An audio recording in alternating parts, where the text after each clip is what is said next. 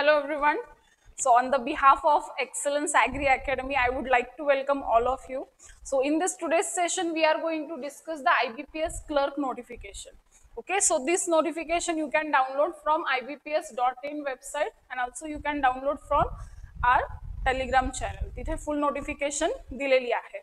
आता याच्यामध्ये फुल नोटिफिकेशन मध्ये इम्पॉर्टंट असे कोणकोणते क्रायटेरियाज आहेत ज्याला फक्त स्टुडंटनी फोकस करून ते रीड केलं पाहिजे आणि त्या अकॉर्डिंग तुम्ही फॉर्म फिलअप केला पाहिजे. फर्स्ट डॉक्युमेंट रिगार्डिंग काहीही असेल तर तुम्ही व्यवस्थित त्या कॅटेगरीनुसार बघितलं पाहिजे. त्या अगोदर फॉर्म फिलअप करताना त्याची जी साईट आहे, ठीक आहे, ती नक्की आपण क्लरिकलचं त्याच साईटवरून भरतोय का तर ती साईट पण कन्फर्म केली पाहिजे. जर तुम्हाला ते ती पूर्ण ऑनलाईन जिथून तुम्ही रजिस्ट्रेशन करू शकता ती लिंक हवी असेल तर आपल्या टेलिग्राम चॅनलवरती मिळून जाईल. त्यानंतर थर्ड इम्पॉर्टंट म्हणजे इलिजिबिलिटी क्रायटेरिया. आता नोटिफिकेशन तर आलेली आहे. देर आर 6,000 प्लस 6,100 प्लस जागा आहेत आणि याच्यामध्ये मी मोस्टली महाराष्ट्रामधला जर फोकस करायचा म्हटलं तर तिथे पण 500 प्लस हा आकडा आपल्याला यावर्षी बघायला मिळतो. आता तो नोटिफिकेशन पासून रिझल्ट पर्यंत कसा जातोय ते थोड्या वेळाने आपण डिस्कस करणार आहे. पण टोटल जर तुम्ही जागा बघितल्या की जेवढ्या आपल्याला एक्सपेक्टेशन्स होत्या तितक्या जागा आलेल्या आहेत. त्यात महाराष्ट्राची पण जी जागा आहे ती चांगल्या प्रमाणात आहे. त्याचा जो बँक प्रेफरन्स आहे तो एक इम्पॉर्टंट पॉइंट आहे जो मी बँक प्रेफरन्स तुम्हाला सांगेल त्या अकॉर्डिंग तुम्हाला फिलअप करायचं जेणेकरून तुम्हाला ॲज पर युअर स्कोर सर्वात चांगली जी आहे ती बँक मिळेल. ठीक आहे. सो पार्टिसिपेटेड बँक्स कोणकोणत्या आहेत ह्या सर्व डिटेल्स बघण्या अगोदर आपण सगळ्यात पहिला बघूयात की इम्पॉर्टंट डेट्स जे की आपल्याला शॉर्ट नोटीस मध्ये सुद्धा बघायला मिळालेली. राईट. सो शॉर्ट नोटीस मध्ये जे आपण इम्पॉर्टंट डेट्स बघितलेले आहेत इथे स्पेसिफिकली प्री आणि मेन्सला कुठेही त्यांनी डेट्स मेन्शन नाही केले. ठीक आहे. ह्या डेट्स कशा असणार आहेत ते आपण बघूयात. रजिस्ट्रेशन फॉर्मची तर डेट आलेली आहे. रजिस्ट्रेशन फॉर्मची डेट काय दिली आहे त्यांनी 1 जुलै टू 21 जुलै. ठीक आहे. इन बिटवीन यामध्येच तुम्हाला फॉर्म फिलअप करायचं. इन केस जर नोटिफिकेशन मध्ये रजिस्ट्रेशनची डेट इन्क्रीज झाली तर पुढे आपण तसं इन्फॉर्म करूयात. पण आता तर as per the notification last date is 21 जुलै. सो कालपासून फॉर्म स्टार्ट झालेला आहे तर तुम्ही तो फॉर्म फिलअप करू शकता. जी ऑनलाईन फी पेमेंट आहे ते देखील ऑनलाईनच आहे. त्यामुळे at the time of form filling तुम्ही त्याच वेळेस ती फी पे करू शकता. त्यानंतर जे SC ST कॅन्डिडेट्स आहेत त्यांना गव्हर्नमेंट कडून ट्रेनिंग प्रोव्हाइड केलं जाणार आहे प्री एक्झामिनेशनचं. त्याची डेट दिलेली आहे 12 ऑगस्ट. ठीक आहे. किती आहे टू 17 ऑगस्ट. याच्यामध्ये पूर्ण कॉन्सेप्ट डिटेलमध्ये एक्सप्लेनेशन नाही मिळत. ते फक्त एक क्लॅरिटी देते. जस्ट एक रिव्हिजन म्हणतात ना त्या काइंड ऑफ सेशन्स तुम्हाला होतात आणि ते सेशन्स तुम्हाला 12 to 17 पर्यंत प्री ट्रेनिंग मध्ये राहणार आहे. त्यानंतर जी ऑनलाईन कॉल लेटरची डेट दिली आहे प्रिलियमची ती ऑगस्ट. एक्झॅक्टली कोणकोणत्या शिफ्ट आहेत किती तारखेला आहेत काही इथं मेन्शन नाहीये. तर यामध्ये बघा सगळ्यात पहिला ऑगस्ट आणि रिझल्ट काय दिलाय. ऑनलाईन एक्झाम पण ऑगस्टच आहे आणि रिझल्ट दिलेला आहे सप्टेंबर. यावरून आपण थोडंफार असं गेस करू शकतो की इन केस ही ऑगस्टच्या 3rd to 4th वीक मध्ये आहे त्याच्यामुळे काय आहे रिझल्ट जो आहे तो सप्टेंबर मध्ये. कारण असं कधी होत नाही की प्रिलियम आता फर्स्ट वीक मध्ये झालीये आणि रिझल्ट अगदी लास्ट नेक्स्ट मंथच्या फर्स्ट वीकला लागला. एवढा ड्युरेशन नसतो. सो 2-2 शिफ्ट आहेत वीकली. 2 वीक एक्झाम चालते.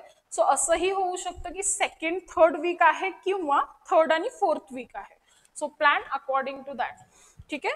त्याच्यानंतर पुढे मेन्स एक्झाम आहे ती सप्टेंबर आणि ऑक्टोबर दिले. म्हणजे इन केस सप्टेंबर एंडला सुद्धा असू शकते किंवा ऑक्टोबरच्या 1st, 2nd वीक पर्यंत असू शकते. ठीक आहे. सो हे या पद्धतीने टेबल आहे. तर हे आपल्यासाठी नवीन नाहीये कारण IBPS दरवर्षी या पद्धतीनेच काय करतं प्री मेन्स आणि इंटरव्ह्यूचं प्लॅन करतं. जर तुम्ही ओव्हरऑल बघितलं तर ऑगस्ट टू एप्रिल तुम्हाला जवळपास 6 to 7 मंथचा पूर्ण प्रोसिजर आहे. याच्यामध्ये कुठे तुम्हाला इंटरव्ह्यू दिसतोय का नाही. सो बँकिंग मध्ये क्लरिकल आणि असिस्टंट पोस्टसाठी कोणताही इंटरव्ह्यू नसतो. सो डिरेक्टली मेन्स एक्झाम झाली की 1 एप्रिलला तुमचा रिझल्ट आहे. 1 एप्रिललाच का IBPS चे सर्व रिझल्ट मग ते SO असू देत स्पेशालिस्ट ऑफिसर IBPS PO किंवा IBPS क्लरिकल, सर्वांचा रिझल्ट एक दिवशी लागतो 1 एप्रिलला. सो इथे 1 एप्रिलला तुम्हाला तो रिझल्ट मिळेल. सो आता इथे लास्ट एक्झाम कोणती आहे? मेन्स.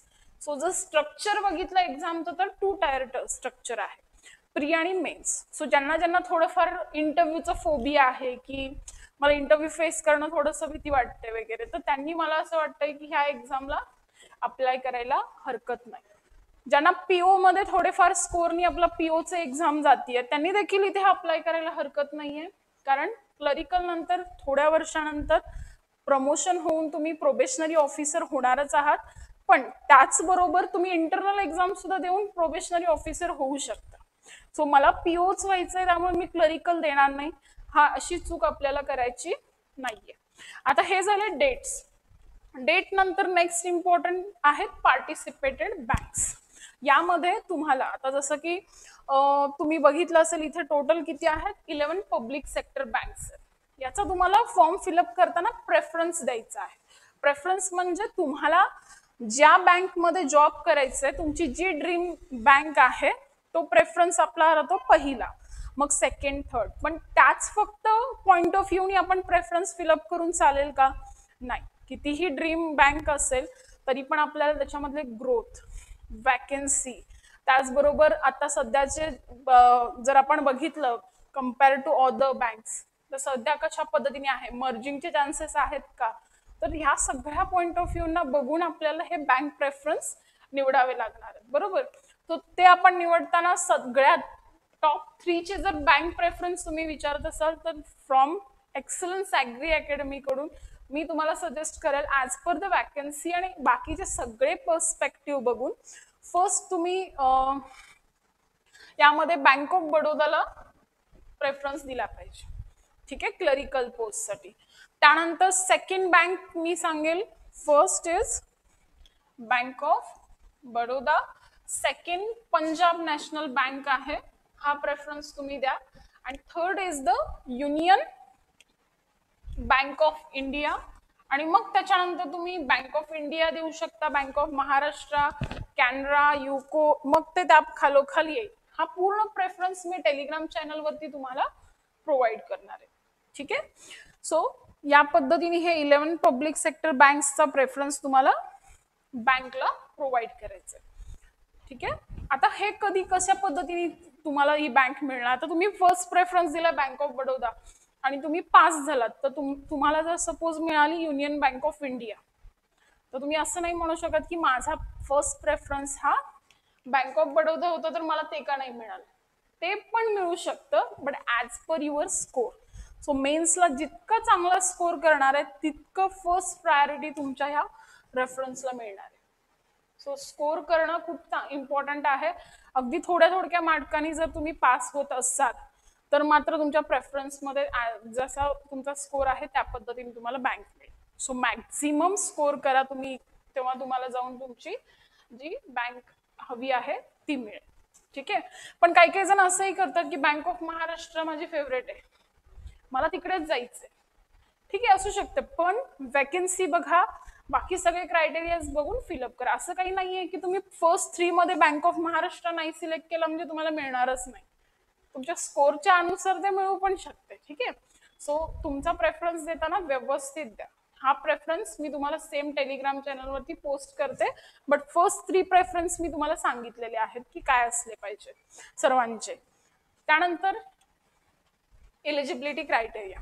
आता नोटिफिकेशन तर 6000 प्लस आलेले आहेत, महाराष्ट्रामध्ये इतक्या जागा आहेत, पण यासाठी आपण पात्र आहोत का, आपण ही एक्झाम देऊ शकतो का, हे आपण बघितलं पाहिजे. तर सगळ्यात पहिला म्हणजे नॅशनॅलिटी ऑब्व्हियसली आहे, हे सर्व आपण बेसिक बघत आलोय आतापर्यंत. प्रत्येक नोटिफिकेशन मध्ये हा फर्स्ट क्रायटेरिया राहतो, that citizen of India.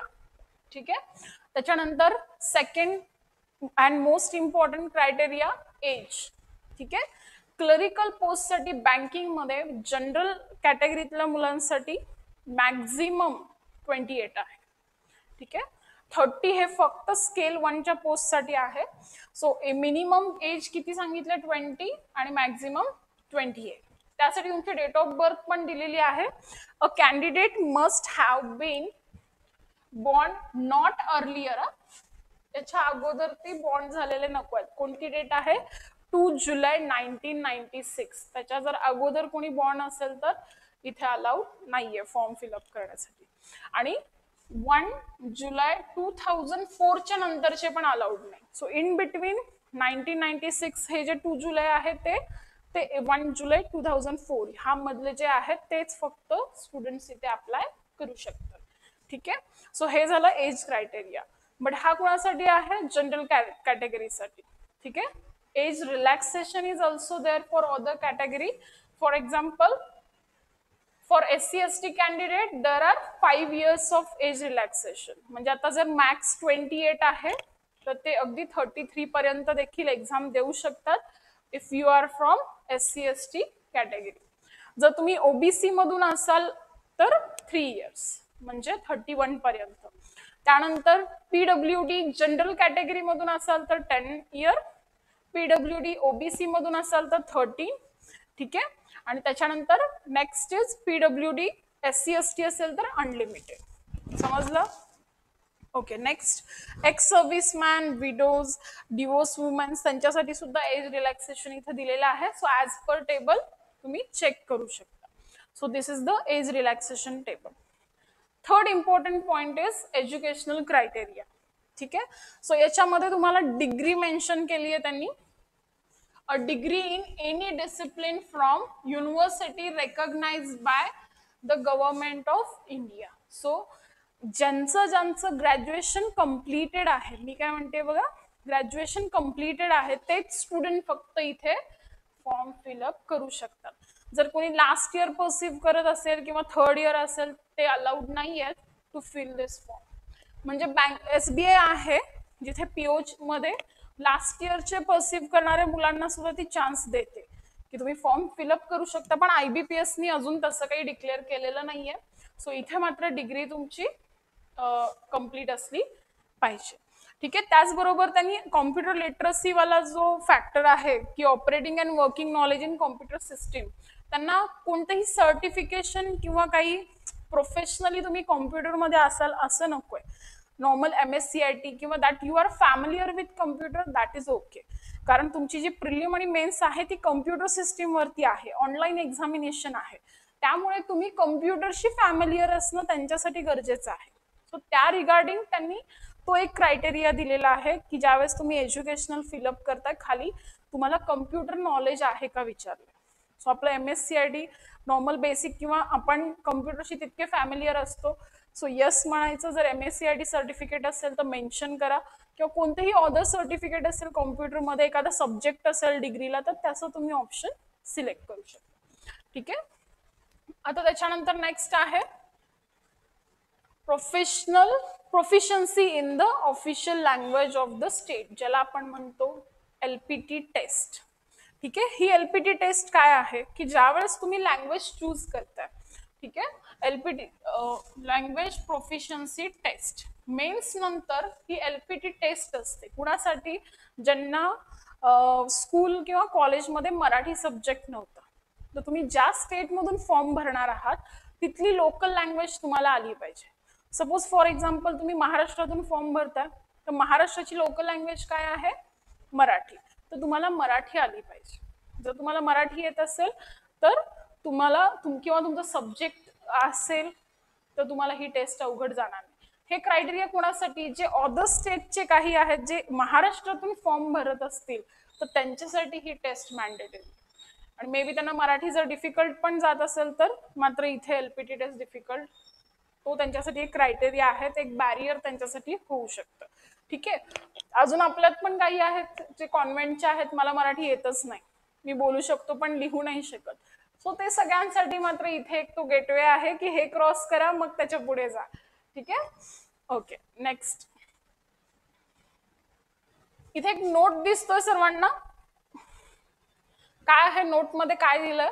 All the educational qualification mention should be from university, institution और board recognized by the government India, approved by the government bodies. त्याचबरोबर proper document from board, university ज्याच्याकडनं तुम्हाला जे काही certification तुमचं जे completion आहे ते हॅव्हिंग डिक्लेअर्ड द रिझल्ट, बघा हे मुलांना मोस्टली डाऊट असतो ना, ते सुद्धा मेन्शन आहे नोटिफिकेशन मध्ये. Having declared the result on or before 21 July has to be submitted at the time of joining. So माझी डिग्रीचा पेपर झालेला आहे पण रिझल्ट नाही आला, तर मी हा फॉर्म भरू शकतो का? तर स्पेसिफिक त्या मुलांसाठी हे नोट आहे.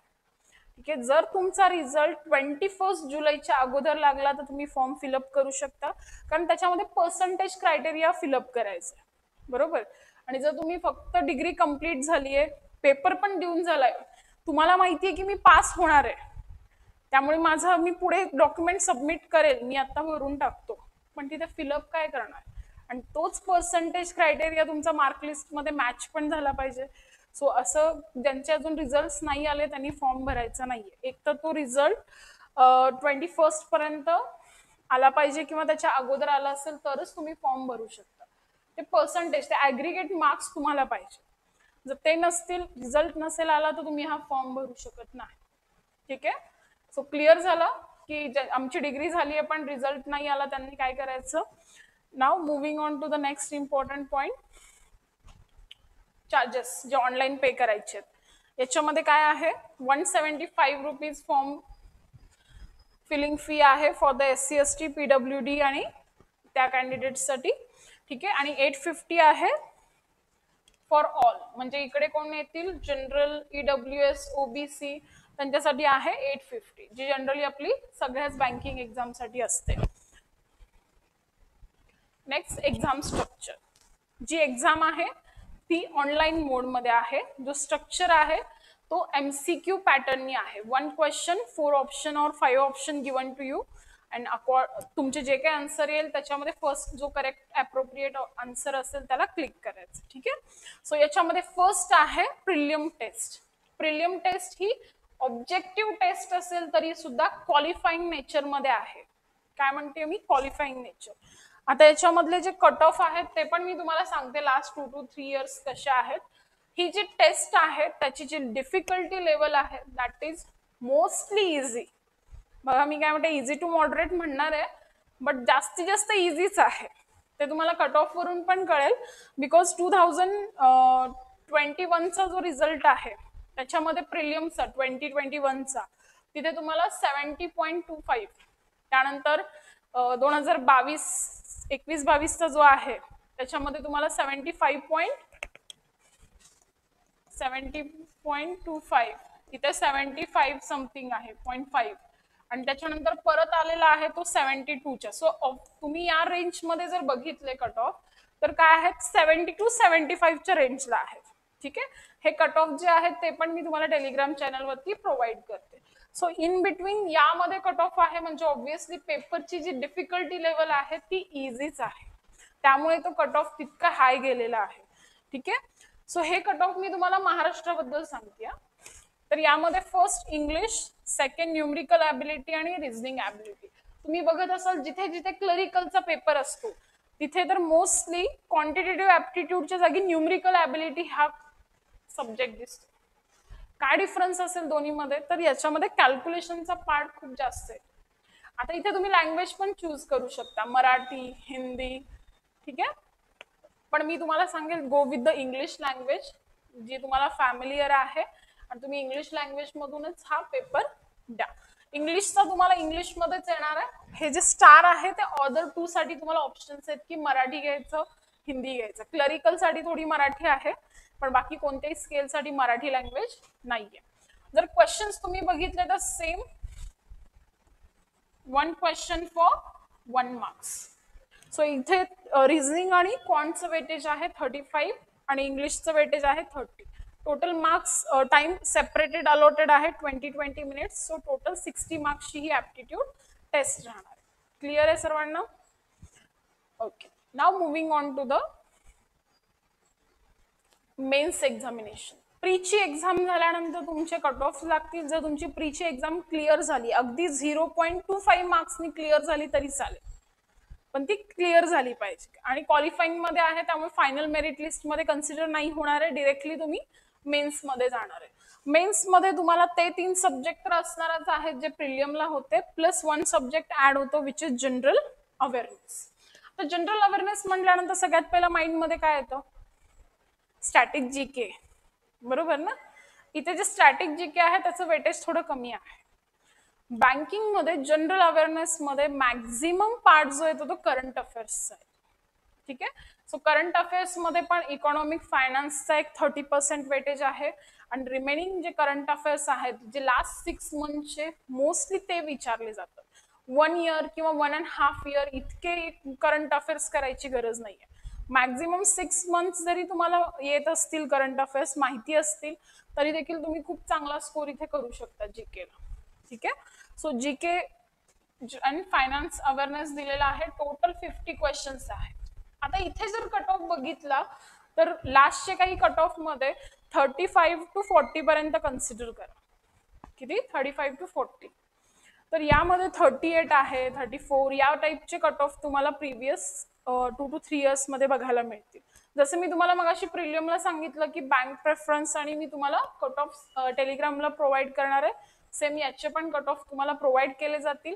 इथे मी तुम्हाला अप्रॉक्स व्हॅल्यू का सांगते, कारण मुलांचं जनरली असं पण होतं की कट ऑफ हा इतका इतका इतका आहे तर मी इतकेच स्कोर करतो. सो मी तुम्हाला असे बंचमध्ये सांगतेय की अप्रॉक्स इतका इतका स्कोर आला पाहिजे म्हणजे तुम्हाला पास होता येईल. सो तुमचे टार्गेट पण त्या अकॉर्डिंग सेट करा. कट ऑफ 35 to 40च्या रेंजमध्ये आहे म्हणून मी तितकाच करतो किंवा एकच सब्जेक्ट मी प्रिपेअर करणार, बाकी करणार नाही असं करून नाही चालणार. त्याचं रिझन म्हणजे सेक्शनल कट ऑफ सुद्धा आहे प्रिलियमला आणि मेन्सला. त्यामुळे मिनिमम स्कोर तुम्हाला सगळीकडे एक क्रायटेरिया तो आहे. ठीक आहे. सो याच्यामध्ये 50 क्वेश्चन्स आहेत. आता जर बघितलं 35 to 40 पर्यंत जर कट ऑफ असेल तर मी म्हणू शकते की तुम्ही इथेच कट ऑफ क्लिअर करून घेऊ शकता. तसं बघायला गेलं तर मिनिमम हे तर आपण घेणार आहे पण जीके मध्येच कट ऑफ निघाला, बरोबर आहे ना. सो मेन्स क्रॅक करणं अवघड नाहीये, बट मेन्स मध्ये असा स्कोर आणला पाहिजे की तुमच्या प्रायोरिटी असणारी बँक तुम्हाला मिळावी. त्यासाठी तुम्ही कट ऑफ क्रॅक करणं इम्पॉर्टंट नाहीये, जितके मॅक्झिमम स्कोर कराल तितकं तुमच्यासाठी चांगलं आहे. सो आपलं टार्गेट मॅक्स टू मॅक्स राहिलं पाहिजे. आता इथे इंटरव्ह्यू नसल्यामुळे मेन्स मध्ये पण अगेन मी तेच म्हणेल 0.25 नी जरी तुम्हाला मार्क्स एक्स्ट्रा पडले तरी पण तुम्ही बँकमध्ये सिलेक्टेड आहात. असं नाहीये की तुम्ही सिलेक्शन होणारच नाहीये. सो तुमच्या प्रायोरिटी फर्स्ट 3 मधली जर बँक हवी असेल तर मग मात्र थोडासा स्कोर जास्तीत जास्त करा. तुम्ही तुमच्या 101% द्या. ठीक आहे. त्यानंतर इंग्लिश आहे, किती मार्क्स साठी आहे? 40 मार्क्स साठी. Then reasoning 50 question for 60 marks. So इथे काही सेटिंग किंवा पझल्स असणार आहे जे 1 क्वेश्चन फॉर 2 मार्क्स असणार आहे. असे काही सेट तुम्हाला 2 सेट तरी बघायला मिळतील. नंतर नेक्स्ट आहे quantitative aptitude 1 question for 1 marks 50-50. Total paper कितीचा आहे? 200 मार्क्सचा. 200 आउट ऑफ तेवढा कट ऑफ आहे. सो मी तरी पण म्हणेल तुम्हाला की तुम्ही कन्सिडर करताना माइंड मध्ये हा ठेवा की मला 60-70 प्लस जायचंच आहे. मग तेव्हा कुठेतरी जाऊन ते टाइम मॅनेजमेंटनी मात्र ते क्लिअर करतो. पण अगेन इथे काही टाइम जर तुम्ही बघितलं 35, 45, 45, 45 तर इथे बराच टाइम आहे. तुम्ही तुमची व्यवस्थित स्ट्रॅटेजी यूज करून मेन्स मध्ये चांगला स्कोर करू शकता. इथे तुम्हाला टाइम मॅनेजमेंटसाठी काही प्रॉब्लेम येणार नाहीये. टाइम मॅनेजमेंट स्किल कुठे यूज करायला लागेल आपल्याला? प्रिलिम्स. ठीक आहे. ती जी लेवल आहे ती इझी टू मॉडरेट आहे, प्लस याची पण लेवल जी आहे लास्ट 3 इयर्स पेपरमध्ये मॉडरेटच लेवल आहे. अजून डिफिकल्टी लेवल क्लरिकल मध्ये तर लास्ट 3-4 वर्षात बघायला मिळालेली नाहीये. सो हा पॅटर्न आहे. 2 टायर मध्ये आहे, फर्स्ट अँड सेकंड. इथून पुढे तुम्हाला कोणताही इंटरव्ह्यू नाहीये. मी परत परत मेन्शन करते की क्लरिकल साठी कोणताही इंटरव्ह्यू नसतो. ठीक आहे. सो ही 200 मार्क्सची कशा पद्धतीने वेटेज आहे, क्लिअर आहे? ओके. त्यानंतर लँग्वेज. ठीक आहे. कशा कोणकोणत्या जे आपण आता डिस्कस केलं, इंग्लिश आहे, हिंदी, मराठी आणि कोकणी. ह्या 4 लँग्वेज मध्ये तुम्ही ही एक्झाम देऊ शकता. ठीक आहे. पण मी अगेन इथे पण तेच रिपीट करेन की तुम्ही go for the English. English मध्येच द्या मोस्टली, कारण आपण त्या लँग्वेजला फॅमिलियर असतो. थोडीशी मराठी आपल्याला वाटते आपण बोलतो म्हणून मराठी जमेल, पण त्याची ज्यावेळेस ती क्वेश्चन्स मध्ये येते त्यावेळी मात्र तुम्हाला थोडीशी डिफिकल्टी लेवल जाणवू शकते. ठीक आहे, that you are not familiar with that structure ना, so just go with the English format. Clear? Okay.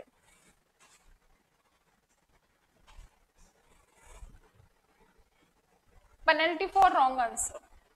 Obviously aptitude test आहे म्हणजे निगेटिव्ह मार्किंग असणार आहे. There will be a penalty for wrong answer mark in the objective test. किती आहे? 1/4 आहे. 1/4 म्हणजे 0.25. म्हणजे 4 क्वेश्चन्स रॉंग झाले ते 1 मार्क्स डिडक्ट होणार आहेत तुमच्या आन्सर्स मधून. ठीक आहे, जे काही तुमचे मार्क्स आले त्याच्यातून. नेक्स्ट कट ऑफ, जे आता आपण डिस्कस केलेलं आहे. तुम्ही जर बघितलं पीओचे वगैरे कट ऑफ, त्याच्यामध्ये मेन्स आणि इंटरव्ह्यू 80-20 पॅटर्न मध्ये आहे. पण इथे प्युअरली जे काय आहे मेन्सवर डिपेंड आहे. मेन्स क्लिअर झाली तर तुम्ही डिरेक्टली बँक जॉईन करणार आहात. कोणताही 80-20चा पॅटर्न इथे नाहीये. फायनल मेरिट लिस्ट सेपरेट अशी काही लागणार नाहीये. जो मेन्सचा कट ऑफ असणार आहे तोच असणार आहे. ठीक आहे. नेक्स्ट, सो वॅकन्सी ही महाराष्ट्राची आहे. जे अदर स्टेटचे असतील त्यांनी ऍज पर युअर स्टेट तुम्ही नोटिफिकेशन मध्ये बघू शकता. आता महाराष्ट्रामध्ये आता इथे कोणकोणत्या वॅकन्सी, सगळ्यात जास्त वॅकन्सी कुठे दिसतात तुम्हाला? आता सगळ्यात जास्त वॅकन्सी या सेंट्रल बँक ऑफ इंडियाला आहेत. तरी पण आपण फर्स्ट 3 प्रेफरन्स देताना कुणाला दिलेला आहे? Bank of Baroda. बघा बँक ऑफ बडोदाच्या वॅकन्सी काय आहेत? NR. मग तुम्हाला प्रश्न पडला असेल की जर नॉट NR आहे, NR मीन्स नॉट रिपोर्टेड, मग तरी पण आम्ही फर्स्ट प्रेफरन्स त्याला का द्यायचा? तर तुम्ही काही बॅक हिस्ट्री जर बघितली तर ऑलवेज जो काही नंबर आहे, जो नोटिफिकेशन आलेल्या दिवशी जो नंबर असतो टोटल वॅकन्सीचा, ते 1 एप्रिल पर्यंत ऑलवेज इन्क्रीज झालेली आहे. म्हणजे याच्या मागे जेव्हा 600-700 वॅकन्सी आली, at the time of result ती 1300च्या रेंजला गेली महाराष्ट्र. त्यानंतर लास्ट इयर सुद्धा 350 जागा अचानकच वाढल्या. त्याच्या लास्ट इयर 2022 मध्ये पण इन्क्रीज झाल्या. सो नेहमी हे जे नॉट रिपोर्टेड आहे म्हणजे यांच्या वॅकन्सी येणारच नाहीयेत असं नाहीये. ह्या ऍट द टाइम ऑफ रिझल्टच्या दिवशी सुद्धा वॅकन्सी इन्क्रीज करू शकतात. सो खूप वेगवेगळ्या पर्स्पेक्टिव्हनी हे बँक प्रेफरन्स आहेत. फक्तच वॅकन्सीला देऊन तुम्ही सेंट्रल बँक ऑफ इंडिया दिलात तर मात्र मग तुमच्या ऍज पर युअर स्कोर तुम्हाला सेंट्रल बँक ऑफ इंडिया सुद्धा मिळू शकते. ठीक आहे. सो तुम्ही पण तुमच्या अकॉर्डिंग थोडे प्रेफरन्सेस बघा. पण मी जो प्रेफरन्स देणार आहे तो ओव्हरऑल पूर्ण ग्रोथ, वर्किंग कल्चर या पर्स्पेक्टिव्हनी किंवा या गोष्टींना धरून सुद्धा असणार आहे. इथे सेंट्रल बँक ऑफ इंडियामध्ये 355 आहे, प्लस बँक ऑफ इंडियामध्ये 106 आहे. नेक्स्ट पंजाब नॅशनल बँक मध्ये 110 आहे. सो मी जसं तुम्हाला सांगितलं की माझ्या पर्सनल एक्सपिरियन्स पण IBPSच्या बाबतीत तोच आहे की ज्यावेळेस नोटिफिकेशन आउट झालेली होती बँक ऑफ इंडियाचं 0 वॅकन्सी होती इन 2017-18 जेव्हा मी एक्झाम दिली. तर त्यावेळी काहीच वॅकन्सी नव्हती. पण 1 एप्रिलला 550 जागा फक्त बँक ऑफ इंडियाच्या एका फक्त बँकमधून इन्क्रीज झालेली होती. ओव्हरऑल तर इन्क्रीज डिफरंटच आहे आणि त्याचमध्ये माझं सिलेक्शन पण आहे बँक ऑफ इंडियाचं ऍज अ PO म्हणून. सो त्यामुळे वॅकन्सी फक्त एक क्रायटेरिया आपण ठेवणार नाही आहोत. टोटल वॅकन्सी किती दिसते आपल्याला? 590. सो 600 पर्यंतची आपल्याला वॅकन्सी आहे. ठीक आहे. सो वॅकन्सी बद्दल क्लिअर आहे, प्रेफरन्स क्लिअर आहे सर्वांना? ओके. नाव प्रिलिम आणि मेन्सचे सेंटर. प्रिलिम एक्झाम तुम्ही तुमच्या स्टेट जे डिस्ट्रिक्ट आहे त्या अकॉर्डिंग तुम्ही फिलअप करू शकता. मेन्स साठी मात्र इथे जे चंद्रपूर, जळगाव, संभाजीनगर हे आहेत त्यांना मात्र इकडे मेन्स साठी तुम्ही बघू शकता सेंटर्स थोडेसे चेंज होणार आहेत. ज्यांनी चंद्रपूर साईडला आहे त्यांनी नागपूरकडे मेन्सला जायला लागेल त्यांना. जर तुम्ही बघितलं इथं अमरावती यांना सुद्धा नागपूर आहे ऑप्शन. ठीक आहे, मेन्स साठी. पण प्रिलियम तुम्ही त्या तुमच्याच डिस्ट्रिक्ट मध्ये देऊ शकता. इथे छत्रपती संभाजीनगर आहे, Chandrapur, Kolhapur, Latur, Mumbai, Thane, Navi Mumbai, so as per your district तुम्ही बघा की तुम्हाला प्रिलियमचे सेंटर्स आणि मेन्सचे सेंटर कोणकोणते आहेत. ठीक आहे, आणि त्या अकॉर्डिंग तुम्हाला फॉर्म फिलअप करतानाच करायचं आहे की मला प्रिलियमला कोणत्या डिस्ट्रिक्टमध्ये हवा आणि मेन्स तर तुम्हाला मिळून जाईल, पण प्रेफरन्स देताना ते व्यवस्थित इथे चूज करताना करा. ठीक आहे. नेक्स्ट, आता हे फॉर्म फिलअप करताना पण कोणकोणत्या गोष्टी तुमच्या जवळ असल्या पाहिजेत ज्या इम्पॉर्टंट आहेत. How to apply. ठीक आहे, हा याच्यासाठी तुम्हाला खाली जवळपास हाफ ऑफ द पीडीएफ जे आहे ते त्याच्यासाठीच आहे. ठीक आहे, मी तुम्हाला याच्या आधी पण सांगितलं नोटिफिकेशन डिस्कस करताना लास्ट आरआरबीच्या की तुम्हाला इथे signature, photograph, left thumb impression आणि हँड रिटन डिक्लेरेशन हे लागणारच आहे. बँकिंगचा कोणताही फॉर्म भरत असताना या 4 गोष्टी इम्पॉर्टंट आहेत. सो या 4 गोष्टी तुमच्या मेलमध्ये सेवच असल्या पाहिजे. साईज पण ऑलमोस्ट सेम असते, काही डिफरंट नसते. सो प्रत्येक फॉर्म ती साईज तुमची फोटोची एक्सेप्ट करणार आहे. सो तुमचा फोटोग्राफ, तुमची सिग्नेचर म्हणजे तुम्हाला डिजिटली नाही करायचंय, त्याचा पण फोटो असलेला त्या केबी मध्ये fit. Then left thumb impression जे तुम्हाला इंक पॅडनी लेफ्टच फक्त करायचं, कारण तिथे व्हेरीफाय होताना तुम्ही लेफ्ट थंबनीच व्हेरीफाय होणार आहे. आणि हँड रिटन डिक्लेरेशन. ठीक आहे, आणि last certificate as mention in clause G. आता इथे कुठले सर्टिफिकेट्स आहेत, जर कोणी ईडब्ल्यूएस असेल, कोणाचे काही पीडब्ल्यूडी मधून असतील स्पेसिफिक रिझन्सनी की माझे हे सर्टिफिकेशन्स आहेत, जर तुम्ही मेन्शन करताय तर त्यावेळी ते ॲक्युरेट मेन्शन झाले पाहिजेत. पर्सेंटेज क्रायटेरिया नाही आहे तुम्हाला. सी, जर एज्युकेशनलच्या फक्त सर्टिफिकेशनची गोष्ट केली तर तुम्हाला पर्सेंटेज क्रायटेरिया नाही आहे. सो जिथे पर्सेंटेज क्रायटेरिया नाही आहे तिथे मी तुम्हाला सांगेल की मोस्टली कोणताही मनामध्ये न्यूनगंड न बाळगता की मला इतके कमी मार्क्स आहेत मी कसं काय लिहू, तुमच्याशिवाय कोणी नाही बघणार आहे, नंतर व्हेरीफायच होणार आहे. जर त्यांनी पर्सेंटेज क्रायटेरियाच नाही ठेवलाय तर ॲज इट इज पर्सेंटेज तुम्ही फिलअप करू शकता. सो जे डॉक्युमेंट्स आहेत ते ॲज इट इज तुम्ही फिलअप करा. पुढे जाऊन तुम्हाला जॉईनिंगच्या वेळेस काहीही प्रॉब्लेम येणार नाही. ठीक आहे, सो हा तुमचा एक मिनिमम क्रायटेरिया मध्ये जे जे आहेत त्या गोष्टी व्यवस्थित फिलअप करा. ठीक आहे, सो ह्या सगळ्या इम्पॉर्टंट पॉइंट्स आहेत. So any questions regarding to this notification? Okay, so telegram चॅनलची लिंक आहे जी तुमच्या कमेंट बॉक्समध्ये येईल. त्यामध्ये ती जॉईन केल्यानंतर तुम्हाला बँक प्रेफरन्स, त्याचबरोबर डिक्लेरेशन आणि कट ऑफ ह्या 3 गोष्टी तुम्हाला बघायला मिळतील. त्याचबरोबर जे प्रिव्हियस इयर क्वेश्चन पेपर आहेत ते सुद्धा आपण त्याच्या टेलिग्राम चॅनलवरती पोस्ट करणार आहोत. ठीक आहे, so any queries regarding to this? No? Okay, so thank you so much. Thanks for joining. Have a good day.